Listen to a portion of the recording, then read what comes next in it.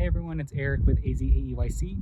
I'm here in the beautiful Phoenix Mountain Preserves, enjoying the beautiful trails and, of course, social distancing. We wanted to invite you to join us April 11th through 17th to celebrate the Week of the Young Child with NAEYC.